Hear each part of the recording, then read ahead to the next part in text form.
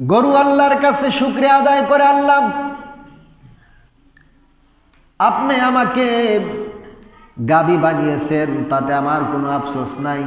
আমার গোশতকে হালাল করেছেন, আমার দুধকে আপনি হালাল করেছেন। আপনার নামাজি ব্যক্তিরা আমার গোশতগুলো খায়, আমার দুধগুলো পান করে, আমার গোশত খেয়ে আমার দুধ পান করে আপনার ইবাদত আদায় করে। এই জন্য আমি গরু আপনার কাছে কৃতজ্ঞতা আদায় করি। গাধা আল্লাহর কাছে কৃতজ্ঞতা আদায় করে, আল্লাহ আমাকে আপনি গাধা বানিয়েছেন, তাতে আমার কোনো আফসোস নাই। আমার উপরে আপনার নামাজি বান্দারা সওয়ার হয়, তাদের মান সামানাগুলো নিয়ে যায় এ প্রান্ত থেকে ও প্রান্ত। যখন নামাজের সময় হয়ে যায়, আমি গাদার পিঠের উপর থেকে নেমে তারা নামাজ আদায় করে। এই জন্য আমি তোমার কাছে কৃতজ্ঞতা আদায় করি। আমি কুকুরের চাইতে ভালো, এই জন্য আমি তোমার কাছে কৃতজ্ঞতা আদায় করি। আবার কুকুর আল্লাহর কাছেও কৃতজ্ঞতা আদায় করে, আল্লাহ আপনি আমাকে কুকুর বানাইছেন, আমাকে নাপাক প্রাণী বানিয়েছেন, এই জন্য আপনার শুকরিয়া আদায় করি, কেননা আমি শুকরের চাইতে ভালো। শুকর আল্লাহর কৃতজ্ঞতা আদায় করে, আল্লাহ আপনি আমাকে নাপাক প্রাণী বানিয়েছেন, তাতে আমার কোনো আফসোস নাই, কারণ আমি বিনা মাজির চাইতে ভালো। এবার চিন্তা করেন, কার চাইতে ভালো? কথা কয় না, কার চাইতে ভালো? তাহলে নামাজ পড়বেন না নাকি বালহুম আদল হবেন, সেটা আপনার ইচ্ছা। আমি কোনো বাপ দাদার কিচ্ছা কাহিনী বলতেছি না, আল্লাহ কোরআনে বলছেন সে কথা বলতেছি।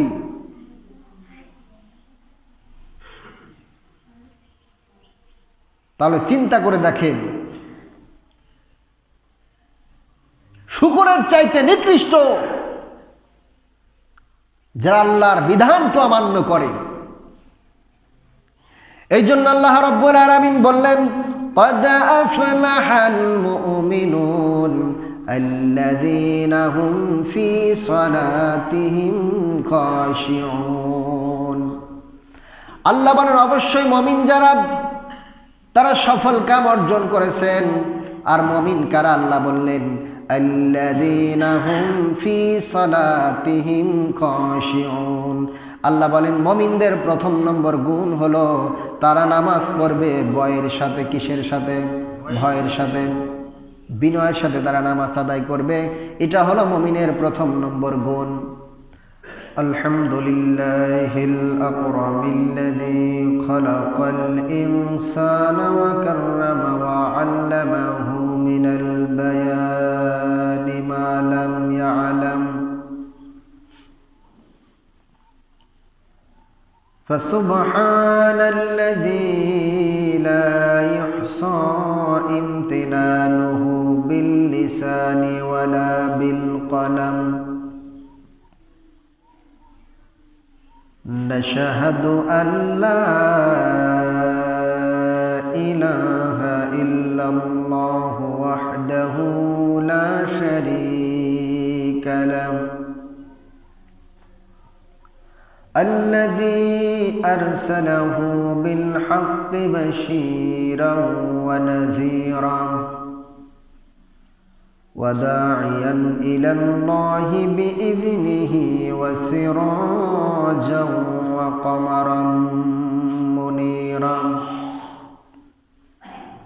فقد قال الله تعالى في كلامه المجيد وفي الفرقانه الحميد। সবাই পড়ুন আউযু বিল্লাহি মিনাশ শাইতানির রাজিম বিসমিল্লাহির রাহমানির রাহিম। قد أفلح المؤمنون الذين هم في صلاتهم خاشعون والذين هم عن اللغو معرضون والذين هم للزكاة فاعلون. وقال رسول الله صلى الله عليه وسلم المسلم من سلم المسلمون من لسانه ويده. وقال الله تعالى إن الله وملائكته يصلون على النبي يا أيها الذين آمنوا صلوا عليه وسلموا تسليما. সকলে মোহাব্বতের সঙ্গে দরুদ ইব্রাহিম পড়ি। আল্লাহুম্মা সাল্লি আলা মুহাম্মাদিন ওয়া আলা আলি মুহাম্মাদ কামা সাল্লাইতা আলা ইব্রাহিম ওয়া আলা আলি ইব্রাহিম ইন্নাকা হামিদুম মাজিদ। اللهم بارك على محمد وعلى آل محمد كما باركت على إبراهيم وعلى آل إبراهيم إنك حميد مجيد.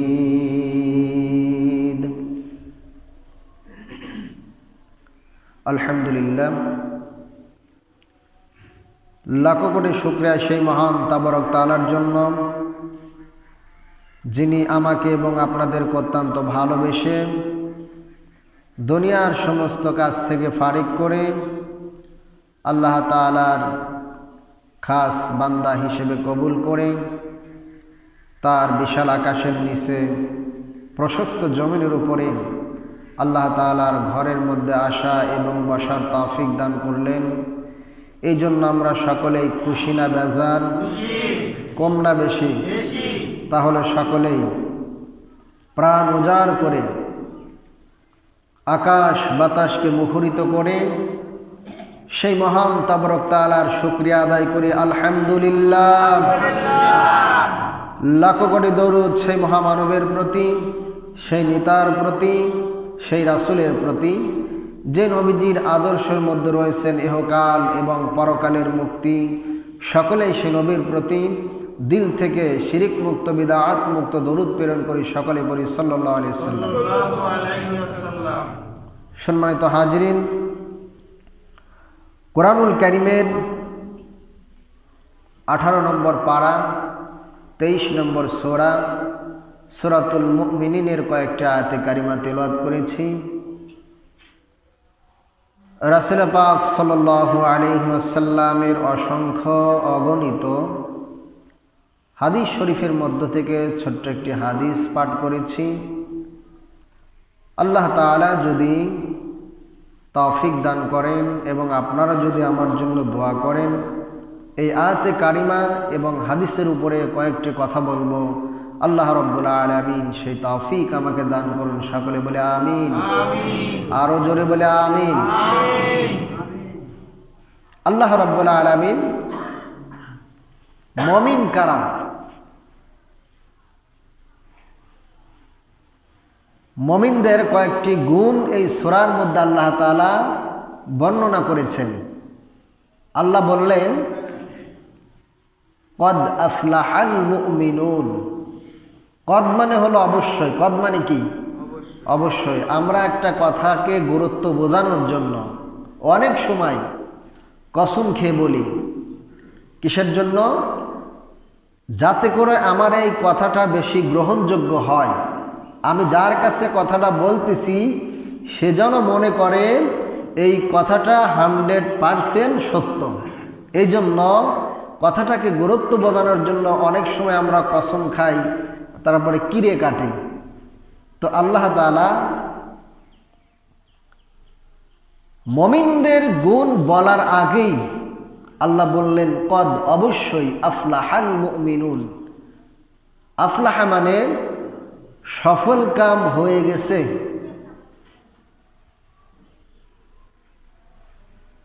মুমিন কারা? আল্লাহ আগেই সার্টিফিকেট দান করলেন, যারা মুমিন তারা সফল কাম অর্জন করেছেন। সুবহানাল্লাহ বলেন। আসুন, মুমিন কারা? আল্লাহ মুমিনদের গুণাবলী এই সূরার মধ্যে বর্ণনা করেছেন। মুমিনদের 8টা গুণ আল্লাহ তাআলা বর্ণনা করছেন। যার মধ্যে 8টা গুণ আছে সে একজন মুমিন। সে কি? মুমিন। আল্লাহ রাব্বুল আলামিন কোরআনুল কারীমের 18 নম্বর পারা 23 নম্বর সূরা সূরাতুল মুমিনিনের মধ্যে তাম পৃথিবীর মানুষদেরকে ডাক দিয়ে বলেন, قد أفلح المؤمنون الذين هم في صلاتهم خاشعون। আল্লাহু আকবার। আল্লাহ বলেন অবশ্যই মুমিন সফল কাম কারা অর্জন করেছেন। আল্লাহ রাব্বুল আলামিন বললেন মুমিনদের 8টা গুণ থাকতে হবে। মুমিনদের প্রথম নম্বর গুণ হলো ওই সমস্ত লোক যারা নামাজ পড়বে ভয়ের সাথে, বিনয়ের সাথে। আল্লাহু আকবার বলে। তাহলে মুমিনদের প্রথম নম্বর গুণ হলো কি? আল্লাযীনা হুম ফি সলাতিহিম খাশিউন। যারা নামাজ পড়বে কিসের সাথে বলেন? ভয়ের সাথে। আল্লাহর নবীজি বলেছেন, যখন তুমি নামাজে দাঁড়াও তখন তুমি মনে করবে তুমি আল্লাহকে দেখতেছ। যদি তুমি আল্লাহকে না দেখতে পাও তাহলে তোমাকে মনে করতে হবে আমাকে আল্লাহই দেখছেন। এইরকম মন মানসিকতা যদি নিয়ে আমরা নামাজ পড়তে পারি, সেই নামাজটা আমার আপনার জন্য হবে বিনয়ী নামাজ এবং ভয়ের নামাজ। কথা কোন ঠিক কিনা? এই জন্য আল্লাহ রাব্বুল আলামিন বললেন, আল্লাযীনা হুম ফি সলাতিহিম খাশিউন। মুমিনদের প্রথম নম্বর গুণ হলো যারা নামাজে বিনয় এবং নামাজ পড়বে ভয়ের সাথে। মুমিনদের প্রথম নম্বর গুণ হলো যারা নামাজ পড়বে ভয় করে। আল্লাহ রাব্বুল আলামিন বলেছেন, ইন্নাস সালাতা তানহা আনিল ফাহশাই ওয়াল মুনকার। আল্লাহ বলেন নিশ্চয় নামাজ মানুষের সমস্ত পাপাচার কাজ থেকে, নামাজ মানুষকে অন্যায় কাজ থেকে ফিরাইয়া রাখেন। নামাজ মানুষের অন্যায় বলেন, জুলুম বলেন, যত প্রকার অশ্লীল কাজ আছে সমস্ত কাজ থেকে এই নামাজ মানুষকে বিরত রাখে। এখন বলতে পারেন অমুক ব্যক্তি তো হুজুর নামাজও পড়ে, চুরিও করে, মিথ্যা কথা বলে, সুদও খায়, ঘুষও খায়, তাহলে কেমন হলো? বলেন তো দেখি, এরকম নামাজি আমাদের সমাজের মধ্যে আছে না নাই? নামাজে আগের কাতারে দাঁড়ায় কিন্তু মিথ্যা কথা বলে, সুদ খায়, ঘুষ খায়, অন্যের জমিতে আল ঠালে, এরকম মুসল্লি আমাদের মাঝে আছে না নাই? অথচ আল্লাহ বললেন মুমিনের প্রথম নম্বর গুণ হলো সে নামাজ পড়বে বিনয়ের সাথে, ভয়ের সাথে। আল্লাহ অপর জায়গায় বললেন নিশ্চয় নামাজ সমস্ত অন্যায় কাজ থেকে ফিরাইয়া রাখে। কিন্তু আমরা কি নামাজ পড়ি? আমাদের তো এই নামাজ অন্যায় কাজ থেকে আমাদেরকে ফিরাইয়া রাখতে পারে না। তাহলে বুঝতে হবে আমাদের নামাজ হয় না। আল্লাহর নবীজি একটি হাদিস বর্ণনা করলেন। আল্লাহ রাসূল সাহাবাদেরকে লক্ষ্য করে বললেন, যেই নামাজ মানুষকে অন্যায় কাজ থেকে ফিরাইয়া রাখতে পারে না, বিরত রাখতে পারে না, সে নামাজ তার নামাজ না। যেই নামাজ মানুষকে অন্যায় কাজ থেকে ফিরাইয়া রাখতে পারে না, সে নামাজ তার নামাজ নয়। আল্লাহর নবীজি আবার বললেন, যেই নামাজ মানুষকে তার অন্যায় কাজ থেকে ফিরাইয়া রাখতে পারে না, তার নামাজ নামাজ নয়। 3 বার বললেন। তাহলে যে নামাজ মানুষকে অন্যায় কাজ থেকে ফিরাইয়া রাখতে পারে না, তার নামাজ কিন্তু নামাজ হচ্ছে না। আল্লাহ রাসূল বলেছেন, যে ব্যক্তি নামাজকে হিফাজত করবে, যে ব্যক্তি নামাজের প্রতি যত্নবান হবে, ওই ব্যক্তির নামাজ কিয়ামতের ময়দানে নূরওয়ালা হবে। এবং ওই ব্যক্তির সমস্ত অঙ্গ প্রত্যঙ্গগুলো নূরে চমকাইতে থাকবে, নামাজটা একেবারে একটা নূরে পরিণত হয়ে যাবে। ওই ব্যক্তিকে নামাজ সুপারিশ করবে। আর যে ব্যক্তির নামাজের মধ্যে অন্যায় থাকবে, লোক দেখানো নামাজ থাকবে, যে ব্যক্তি নামাজকে হিফাজত করবে না, নামাজের প্রতি যার বিনয় নাই, কিয়ামতের ময়দানে ওই ব্যক্তির নামাজটা কালো হয়ে যাবে। কালো একটা কাপড়ের মধ্যে এরকমভাবে ফুটলায়া কালো একটা কাপড়ের মধ্যে জড়ো করে ওই ব্যক্তির মুখের উপরে মারা হবে, আর বলা হবে এটা তোমার নামাজ। ওই নামাজ ওই ব্যক্তিকে বদদুয়া দিতে থাকবে। ওই নামাজ ওই ব্যক্তিকে কোনো উপকার করতে পারবে না। এই জন্য আল্লাহ রাব্বুল আলামিন বললেন, মুমিনের প্রথম নম্বর গুণ হলো মুমিন নামাজ পড়বে বিনয়ের সাথে। মুমিন নামাজ পড়বে কিসের সাথে? বিনয়ের সাথে মুমিন নামাজ পড়বে। এটা হলো মুমিনের প্রথম নম্বর গুণ। আমাদের সমাজের মধ্যে, আমাদের গ্রামের মধ্যে, আমাদের মসজিদের মধ্যে মুসল্লির অভাব হয় না, কিন্তু এরকম মুসল্লি খুবই কমই পাওয়া যায়। বিনয়ের সাথে ভয়ের সাথে নামাজ পড়বে এরকম মুসল্লি কিন্তু কম পাওয়া যায়। কথা কোন ঠিক কিনা? ইমাম নববী রহমাতুল্লাহ আলাইহি তিনি একবার মসজিদে গমন করলেন। মসজিদে যাওয়ার পরে তিনি একটা সাদা রুমাল দিয়ে তার চেহারাকে ঢেকে রাখলেন। মসজিদের খাদেম বলে, হুজুর প্রচণ্ড গরম, এই গরমের মধ্যে আপনি কেন আপনার চেহারাকে ঢেকে রাখছেন? আপনার কান মুবারকগুলো, চেহারা মুবারক গেল, কেন আপনি রুমাল দিয়ে ঢেকে রেখেছেন? ইমাম নববী রহমতুল্লাহ আলাইহি তিনি বলেন, আমার ভয় করে এই জন্য আমি আমার চেহারাকে রুমাল দিয়ে আমি ঢেকে রাখছি।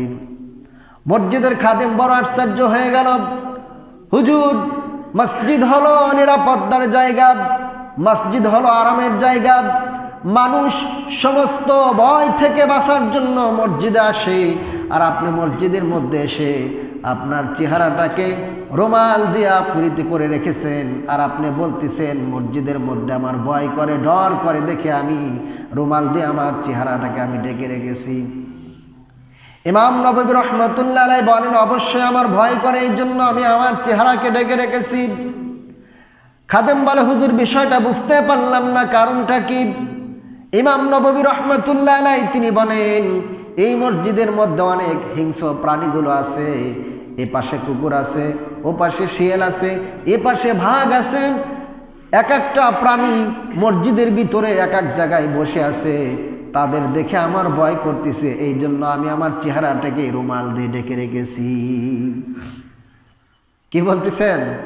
ইমাম নববী রহমতুল্লাহ আলাইহি বলতেছেন, মসজিদের খাদেমকে বলতেছেন যে আমার ভয় করে দেখে আমি আমার চেহারাটাকে রুমাল দিয়ে আমি ঢেকে রাখছি। কারণ কি? মসজিদের মধ্যে অনেক হিংস্র প্রাণী বসে আছেন। খাদেম সাহেব বলে, হুজুর কি বলেন আপনি?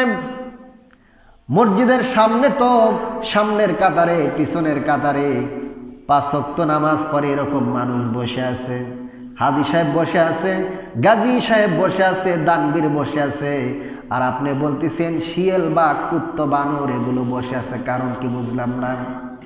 ইমাম নববী রহমতুল্লাহ আলাইহি তার রুমাল মুবারক মসজিদের খাদেমকে যখন দিছেন, খাদেম যখন এই রুমালটা তার মাথার উপরে ডেকে চেহারাটা আবৃত করেছেন, মসজিদের খাদেম দেখে মুসল্লি তো বসে নাই, মসজিদের মধ্যে এক একটা জানোয়ার, এক একটা প্রাণী জায়গায় জায়গায় বসে আছে।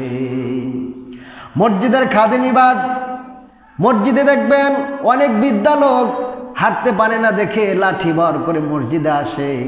দেখেন পিছনে একটা লাঠি আছে, লাঠি নিয়ে এমনভাবে পিটানো শুরু করছে যে মসজিদের ভিতরে কুকুর কেন আসবে, মসজিদের মধ্যে শূকর কেন আসবে, মসজিদের মধ্যে হিংস্র প্রাণীগুলো কেন আসবে, এগুলোকে তিনি পিটা পিটা বের করে দিচ্ছেন। মাথায় থেকে রুমালটা বের করে দেখে একটা মুসল্লির হাত নাই, আর একটার মাথা বেটে রক্ত বেরোচ্ছে, আর একজনের হাত ভেঙে গেছে। বলে ব্যাপারটা কি? ইমাম নববী রহমতুল্লাহ আলাইহি ব্যাখ্যা করে বললেন, যার মধ্যে যেই স্বভাব আছে আল্লাহ পাক রব্বুল আলামিন আমার চোখের মধ্যে এই মানুষের সেই স্বভাবগুলো বের করে দিছে। তারা কত বড় মাপের ইমাম ছিলেন, তারা একজন মুস্তাহিদিন ছিলেন, ইমাম নববী রহমতুল্লাহ আলাইহি বলতেছেন যে যার মধ্যে যে খাসলত আছে, অনেক মানুষ দেখবেন তার আচার আচরণ, সে যে একজন মানুষ, তার আচার আচরণে বোঝা যায় না সে একজন মানুষ। এরকম মানুষ আমাদের সমাজে আছে না নাই? কথা বলেন, আছে না নাই? ওই ব্যক্তিকে দেখলে মানুষ বাঁচার জন্য তার কাছ থেকে পাশ কেটে চলে যায়, যে না জানি কোন বিপদে পড়ব। অনেক সময় ফোন আসে না, ফোনটা বের করে ফোনে কথা বলার কি করে, অভিনয় করে, তাকে পাশ কেটে চলে যায়। আবার অনেক সময় প্রসাব আসে না, তাকে দূর থেকে দেখে আড়ালে প্রসাব করতে বসে। এরকম হয় কি হয় না? যা জানি না আবার কোন বিপদে পড়বে বা কোন বিপদে আমাকে ফেলবে। তো ইমাম নববী রহমতুল্লাহ আলাইহি খাদেমকে বলতেছেন যে মানুষের ভিতরে যে খাসলতগুলো আছে, আমরা অনেকে কি বলি, অমুকের ব্যবহারটা একবারে কুকুরের মতো, বলি কি বলি না? কেন? যে মানুষ এরকম করতে পারে না। এই জন্য ইমাম নববী রহমতুল্লাহ আলাইহি বলতেছেন যে তোমার দৃষ্টিতে এরা একজন হাজী সাহেব, পাঞ্জেগানা মুসল্লি, মসজিদের আগের কাতারে বসে, কিন্তু এক একজনের এক এক খাসলত আল্লাহ পাক তার চেহারার মধ্যে, তার চোখের মধ্যে দেখিয়ে দিয়েছেন। যার ভিতরে আপনার কুকুরি স্বভাব দেখতে পাচ্ছেন, সে কুকুরা বসে রয়েছে। যার ভিতরে ইন্নামা হাররামা আলাইকুল মাইতাতা ওয়াদ দামা লাহমাল খিনজির, যার মধ্যে শুকরের স্বভাব। অনেকেই বলে যে হুজুর শুকরের নাম নিলে নাকি 40 দিন মুখ নাপাক থাকে, এরকম ফতোয়াও দেয়, বিশেষ করে মা বোনরা বেশি দেয়। এটা আল্লাহর একটা সৃষ্টি জীব, তবে এটা হারাম।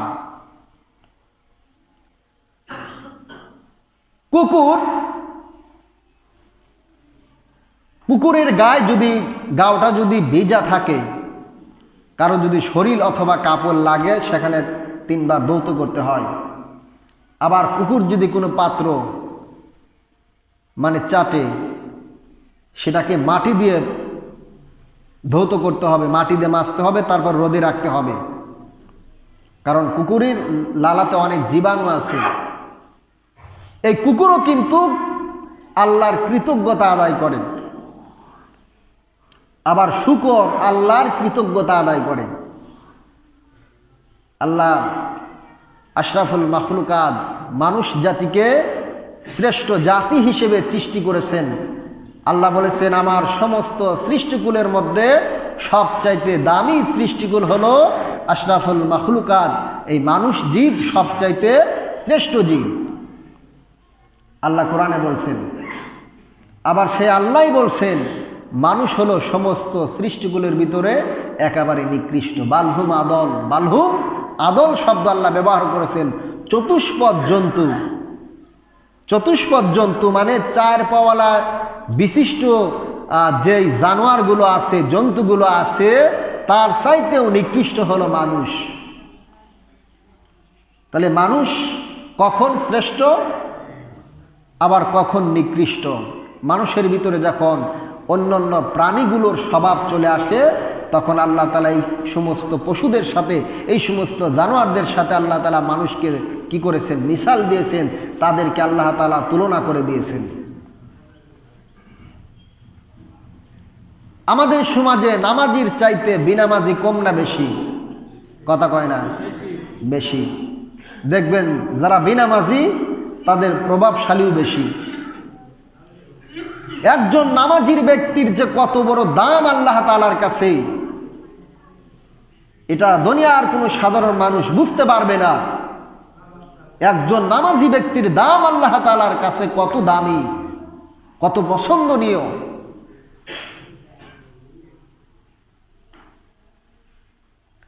গরু আল্লাহর কাছে শুকরিয়া আদায় করে, আল্লাহ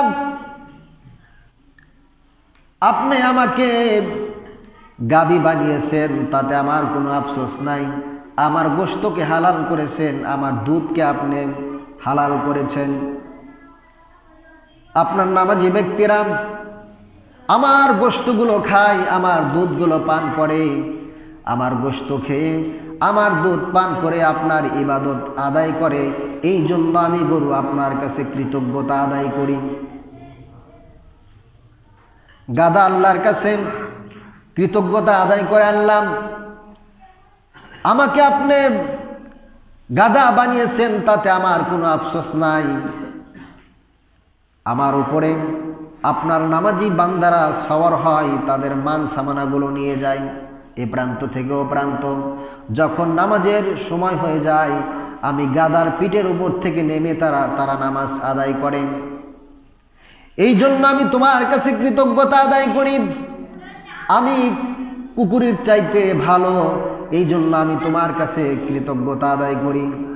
আবার কুকুর আল্লাহর কাছে কৃতজ্ঞতা আদায় করে, আল্লাহ আপনি আমাকে কুকুর বানাইছেন, আমাকে নাপাক প্রাণী বানিয়েছেন, এই জন্য আপনার শুকরিয়া আদায় করি, কেননা আমি শুকরের চাইতে ভালো। শুকর আল্লাহর কৃতজ্ঞতা আদায় করে, আল্লাহ আপনি আমাকে নাপাক প্রাণী বানিয়েছেন, তাতে আমার কোনো আফসোস নাই, কারণ আমি বিনা মাজির চাইতে ভালো। এবার চিন্তা করেন, কার চাইতে ভালো? কথা কয় না, কার চাইতে ভালো? তাহলে নামাজ পড়বেন না নাকি বালহুম আদল হবেন, সেটা আপনার ইচ্ছা। আমি কোনো বাপ দাদার কিচ্ছা কাহিনী বলতেছি না, আল্লাহ কোরআনে বলছেন সে কথা বলতেছি।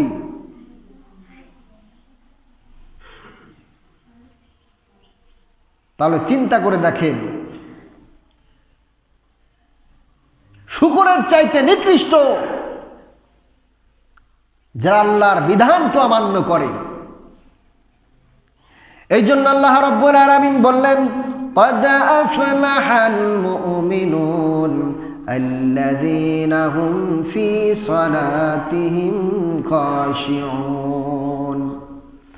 আল্লাহ বলেন অবশ্যই মুমিন যারা, তারা সফল কাম অর্জন করেছেন। আর মুমিন কারা? আল্লাহ বললেন আল্লাযীনা হুম ফি সালাতিহিম খাশিউন। আল্লাহ বলেন মুমিনদের প্রথম নম্বর গুণ হলো তারা নামাজ পড়বে ভয়ের সাথে। কিসের সাথে? ভয়ের সাথে, বিনয়ের সাথে তারা নামাজ আদায় করবে। এটা হলো মুমিনের প্রথম নম্বর গুণ। মুমিনের 2 নম্বর গুণ আল্লাহ তাআলা বর্ণনা করলেন, ওয়াল্লাযীনা হুম আনিল লাগবি মুরিদুন। আল্লাহ বলেন মুমিনের 2 নম্বর গুণ হলো মুমিন অনার্থক কথাবার্তা থেকে নিজেকে বিরত রাখবে। মুমিন যে সে অনার্থক কথা থেকে তাকে বিরত রাখবে, সে কোনো ফাও কথার মধ্যে জড়িত হবে না। আমাদের সমাজের মধ্যে এমন মানুষ আছে না নাই, চায়ের দোকানে বসে অন্যের গীবত করে, অন্যের সমালোচনা করে, এরকম মানুষ আছে না নাই? তাহলে ওই ব্যক্তি কিন্তু মুমিন হতে পারবে না। ওই ব্যক্তির মধ্যে মুমিনের 2 নম্বর গুণ পাওয়া যাবে না। মুমিনের প্রথম নম্বর গুণ হলো তাকে 5 ওয়াক্ত নামাজি হতে হবে। শুধু নামাজ পড়লেই হবে না, নামাজ পড়তে হবে বিনয়ের সাথে। আর মুমিনের 2 নম্বর গুণ হলো মুমিন অনার্থক কথা থেকে নিজেকে বিরত রাখবে। ওই চায়ের দোকানে বসে, মাঠে ঘাটে বসে অন্যের গীবত শিকায়েত মুমিন করতে পারে না, কারণ মুমিনের এটা কখনো গুণ হতে পারে না। কথা কোন ঠিক কিনা? আল্লাহ রাসূল বলেন, আমি যখন মিরাজে গিয়েছিলাম, আমি মিরাজে যাওয়ার পর 7 আসমান দেখেছি, 7 জমিনে এ প্রান্ত থেকে ও প্রান্ত দেখেছি, আল্লাহর সমস্ত কুদরতগুলো দেখেছি, জান্নাতের সমস্ত নাজ নিয়ামতগুলো আল্লাহ আমাকে দেখিয়েছেন। জাহান্নামের ভিতরে, জাহান্নামকে আল্লাহ তাআলা আমার সামনে পেশ করেছেন।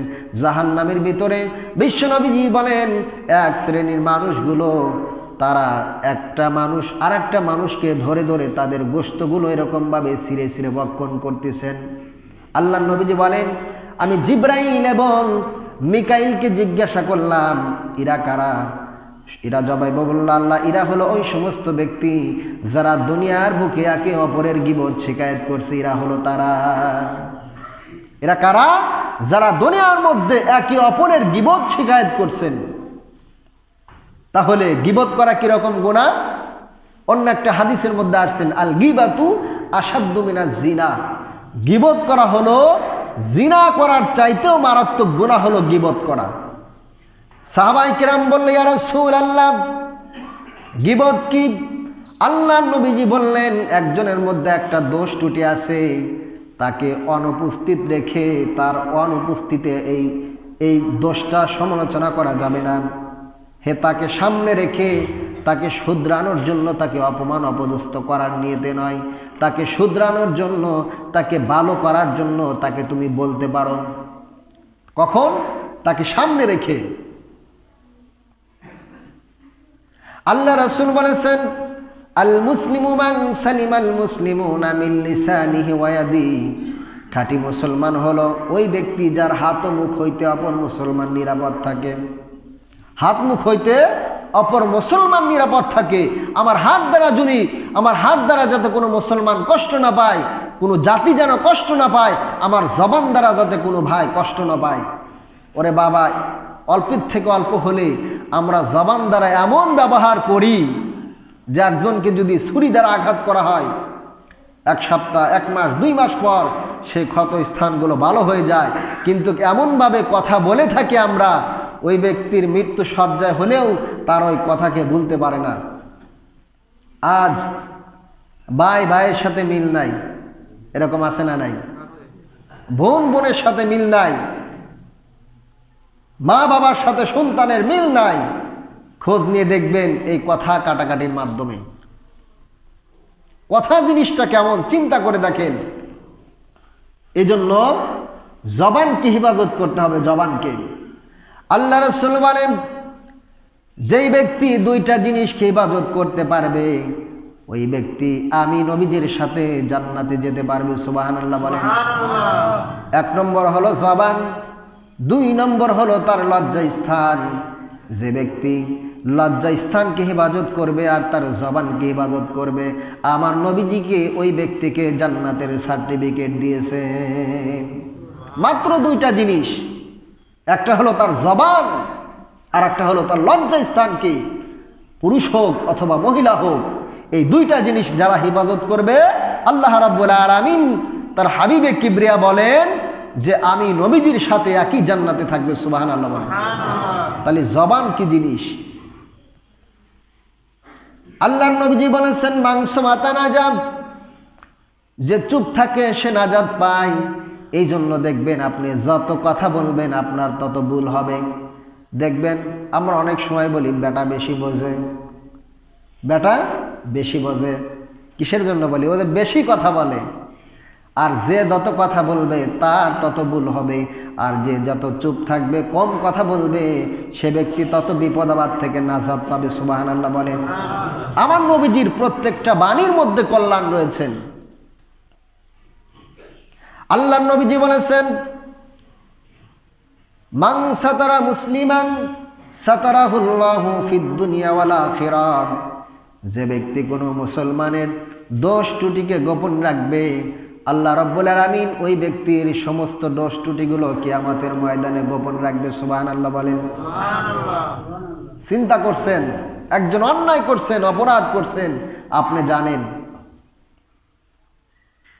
আপনি মনে করতেছেন এই কথাটা যদি আমি বলি ওই ব্যক্তির অনেক ক্ষতি হয়ে যাবে। এইটা ভেবে যদি আপনি ওই ব্যক্তির দোষটাকে আপনি গোপন রাখেন, তাহলে আল্লাহ রাসূল বলেন যে কিয়ামতের ময়দানে ওই ব্যক্তির দোষ ত্রুটিগুলো গোপন রাখবেন। আমাদের জীবনে এমন বড় বড় গুনাহ আমরা করছি, যে গুনার কথা সমাজের মানুষ যদি জানতে পারত, বলেন তো দেখে আমাদের কি অবস্থা হবে? আবার নিজের মা বাবাও যদি জানে যে আমার সন্তান এত বড় বড় গুনাহ করছে, এত পাপ করছে, তারপরে কিন্তু মা বাবা সন্তানের পরিচয় দিতে চাইবে না। এত দুনিয়ার কয়েকজন মানুষ, সাধারণ মানুষ, একটা এলাকার মধ্যে, গ্রামের মধ্যে কতগুলো মানুষ থাকে। আর কিয়ামতের ময়দানে বাবা আদম থেকে নিয়ে আমাদের উম্মত পর্যন্ত যত মানুষ থাকবে, সমস্ত মানুষের ভিতরে যদি আল্লাহ তাআলা আমাদের দোষ ত্রুটিগুলো যদি প্রকাশ করে দেয়, বলেন তো দেখে আমাদের কি অবস্থা হবে? একটু চিন্তা করেন।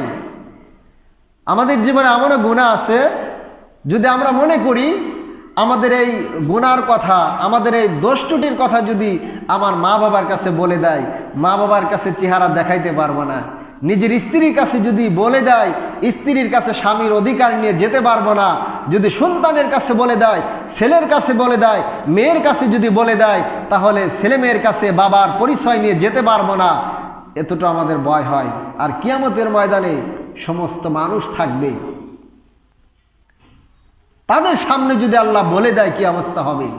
এই জন্য আল্লাহ রাসূল বললেন, যে ব্যক্তি কোনো মুসলমানের দোষটিকে গোপন রাখবে, আল্লাহ তাআলা কিয়ামতের ময়দানে ওই ব্যক্তির দোষটিকে গোপন রাখবেন। তাহলে মুমিনদের গুণ আল্লাহ বর্ণনা করছেন 8টা। কয়টা? জোরে বলেন কয়টা? মুমিনের প্রথম নম্বর গুণ কি? মুমিন নামাজ পড়বে ভয়ের সাথে, বিনয়ের সাথে। 2 নম্বর গুণ হলো মুমিন কোনো অনর্থক কথাবার্তার ভিতরে তার সময়কে খরচ করবে না। এখনো যাদের মধ্যে এই গীবত করার স্বভাব আছে, এই গীবত এমন একটা গুনাহ, চিন্তা করেন আমিও যদি বলি আমারও মজা লাগবে। এখন আমি যদি অমুক ব্যক্তির নামে গীবত শিকায়ত করি, অমুকের চরিত্র এরকম, অমুকে ভালো না, ওর সাথে মেলামেশা করিস না, ভালো না, ওই ব্যক্তির গীবত করতে আমারও ভালো লাগবে। এটা এমন একটি গুনাহ, শয়তান এমনভাবে পাম দেয়, এরকমভাবে এই গুনাহটা আমাদের মধ্যে সবার মধ্যে আছেন। হাজি বলেন, গাজী বলেন, ইমাম বলেন, মুয়াজ্জিম বলেন, পাঞ্জেগানা মুসল্লি বলেন, চোর বলেন, বাটপার বলেন, বদমাইশ বলেন, সবার মধ্যে এই গুণটা আছে। এই জন্য উচিত হলো গীবত শিকায়ত থেকে আমাদেরকে বেঁচে থাকা। আল্লাহ রাব্বুল আলামিন আমাদের সেই তৌফিক দান করুন, সকলে বলে আমিন।